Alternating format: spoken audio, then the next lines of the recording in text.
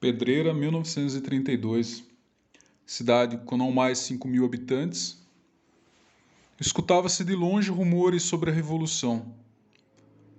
Sabias que 23 de maio houve um protesto em São Paulo, onde morreu um rapaz aqui da cidade vizinha de Amparo, o Camargo, onde tios deles moravam aqui em Pedreira. Mas não passava na ideia, não passava na cabeça do povo que uma revolta armada chegasse aqui em Pedreira, pois a gente estava longe de São Paulo e longe do Palácio do Catete, até então no Rio de Janeiro, que era o Distrito Federal, na época de 32.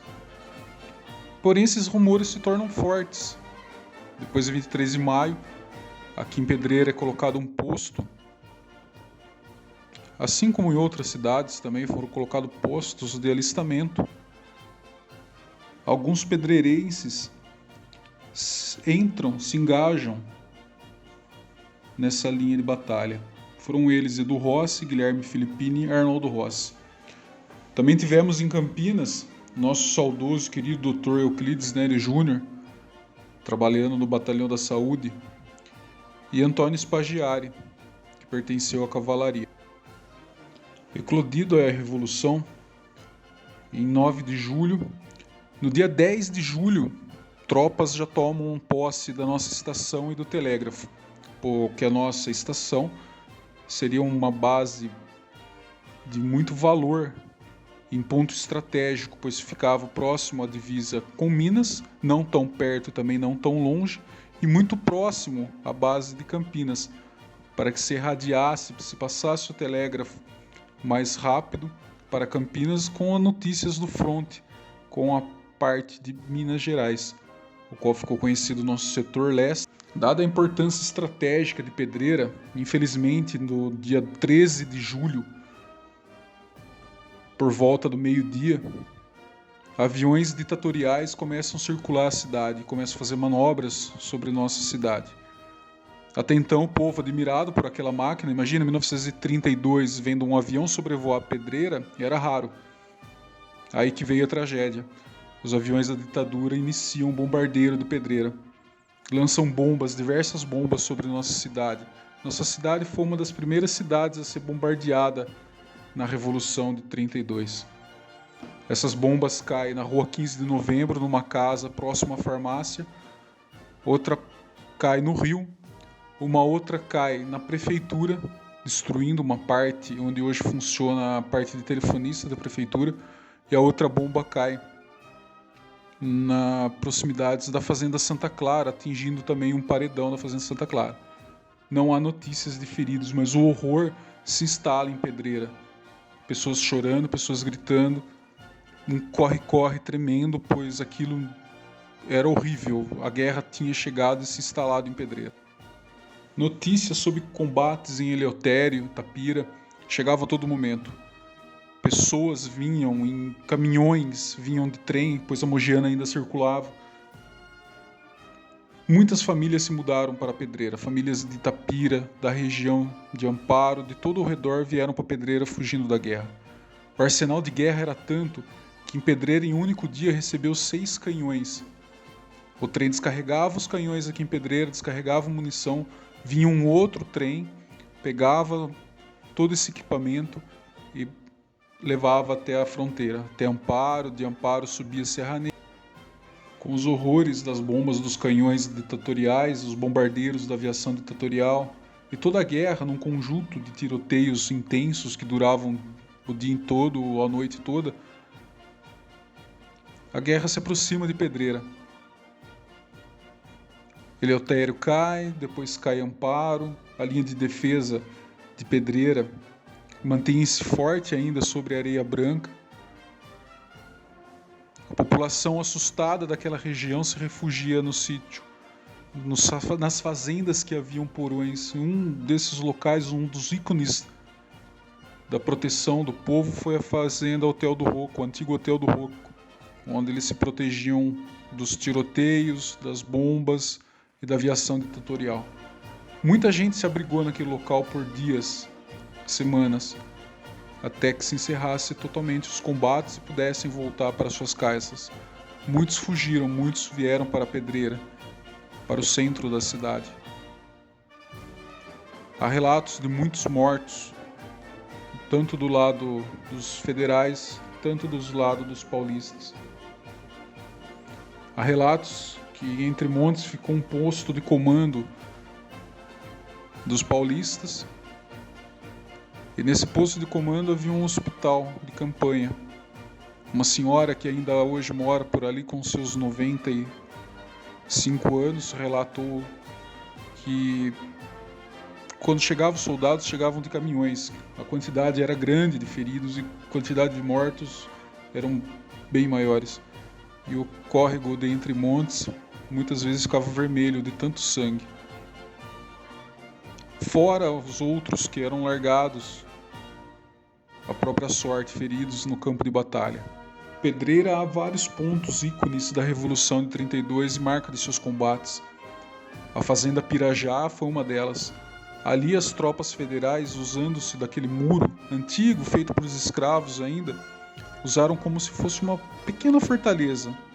Ali abriram buracos em seu muro, colocando seus fuzis e metralhadoras, combatiam os paulistas que vinham da usina Macaco Branco, subindo. Porém, eles estavam abrigados atrás de um muro e num setor elevado, o qual pegava os soldados paulistas no setor mais abaixo. Com isso deu-se a tragédia de Entre Montes.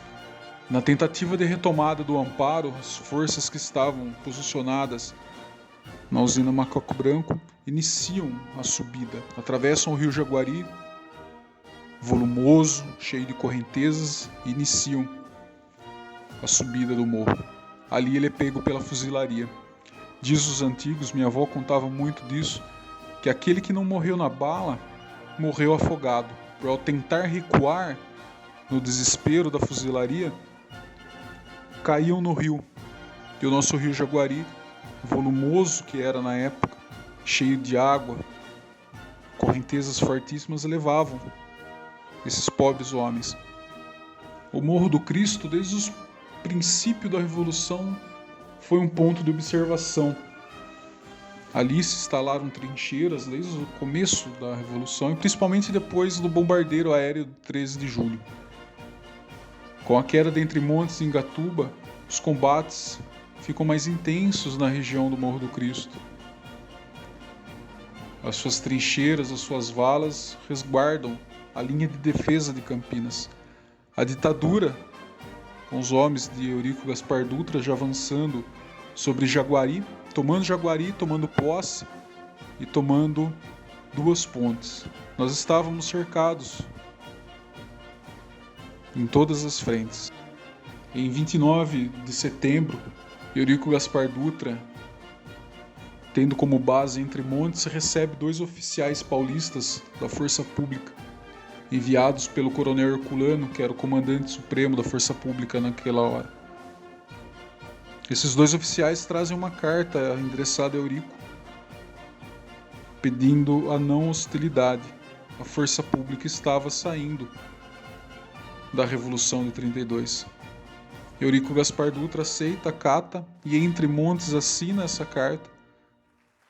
E a Força Pública, no dia 30, retira suas tropas sob o comando do coronel Herculano. Mesmo assim, os voluntários, os batalhões voluntários continuam firmes e fortes em suas trincheiras, resistindo aos ataques ditatoriais.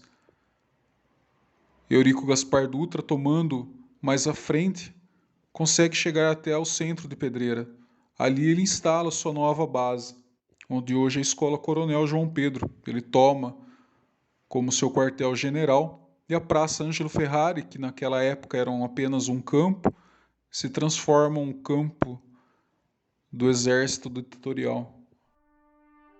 Vários anos depois, ocorre essa procissão da foto, com os restos mortais de alguns soldados paulistas. Esse senhor em destaque de capacete, o qual não sei o nome, pesquiso muito sobre, não consigo encontrar quem seja. Ele era um ex-combatente paulista, e ele que enterrou esses camaradas dele. Ele vem para resgatar e dar um enterro digno, aos seus amigos. Muitos soldados morreram, tanto do lado da ditadura como do lado paulista. E a guerra em Pedreira não foi qualquer guerra, foi a guerra. Caminhões lotados de corpos, bombardeiros aéreos, fuzilaria intensa. A Revolução de 32 deixou suas marcas em Pedreira e não podemos esquecer isso. Até hoje são encontrados artefatos. Em escavações, pessoas que vão abrir seus alicerces de suas casas encontram bombas, granadas, armas. Isso em pleno 2021. Imagina algum tempo atrás. Em outros sítios também são encontrados capacetes, armas, munições. Nesse tipo de trabalho nunca haverá uma verdade absoluta. Sempre haverá novos fatos históricos, sempre haverá fatos novos. Pedreira, o marco final da Revolução de 1932,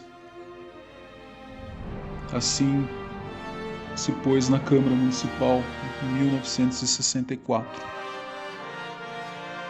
Pois aqui houve o último combate, assim como outras cidades. Aqui houve o último combate. E aqui Eurico Gaspar Dutra recebeu a carta de não agressão, dando por fim um dos mais temeráveis conflitos da história brasileira. Tirando, claro, a Segunda Guerra Mundial, mas em terras brasileiras, acredito que foi o último conflito armado que vitimou muita gente. Que suas memórias não sejam esquecidas. Salve 9 de julho!